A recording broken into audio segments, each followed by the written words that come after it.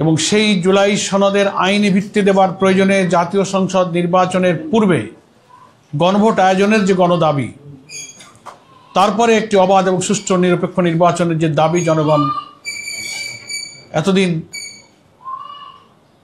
অব্যাহত রেখেছে, আন্দোলন করছেন, সভা সমাবেশে জাতীয় নেতৃবৃন্দ সেগুলো সরকার, ঐকমত্য কমিশন এবং দেশবাসীর উদ্দেশ্যে একের পর এক সেগুলো কিন্তু আমরা প্রচার এবং প্রকাশ আমরা অব্যাহত রেখেছিলাম। আমরা অধীর আগ্রহে অপেক্ষা করছিলাম যে প্রধান উপদেষ্টার বক্তব্যে এই সংকটের নিরসন হবে।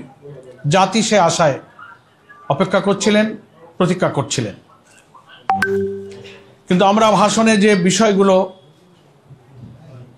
পেলাম, তিনি জনগণের অভিপ্রায় অনুযায়ী দীর্ঘ প্রায় 9 মাস জাতীয় ঐকমত্য কমিশনের এবং রাজনৈতিক দল এবং স্টেক হোল্ডারদের প্রচেষ্টায় যে সংস্কারগুলো নিয়ে আলোচনা চলছিল, তার ভিত্তিতে জুলাই জাতীয় সনদ সংবিধান সংস্কার বাস্তবায়ন যে আদেশ, এই বক্তব্যে সেটা জারি করার ঘোষণা দিয়েছেন যে সে আদেশ জারি করা হয়েছে এবং ইতিমধ্যেই সেটা গেজেট প্রকাশিত হয়েছে।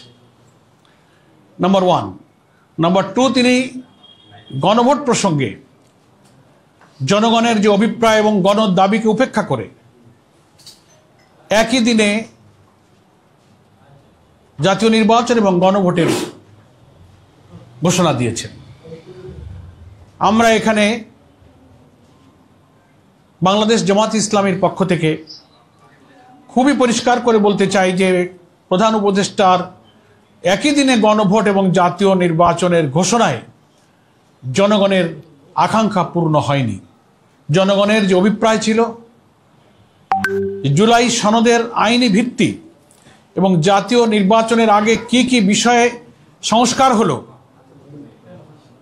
নতুন প্রস্তাবিত জুলাই চার্টারের ভিত্তিতে সংবিধানের কি কি সংশোধনী প্রস্তাব যাচ্ছে, যে 48টি প্রস্তাবে আমরা সর্বসম্মত হয়েছি সাংবিধানিক সংস্কার সহ অন্যান্য সংস্কার, এগুলো জাতীয় নির্বাচনের পূর্বে জাতিকে জানাতে হবে, ভোটাররা জানবেন, তার উপরে মাইন্ডসেট হবে, তারপরে তার উপরে হা না মতামত দেবেন।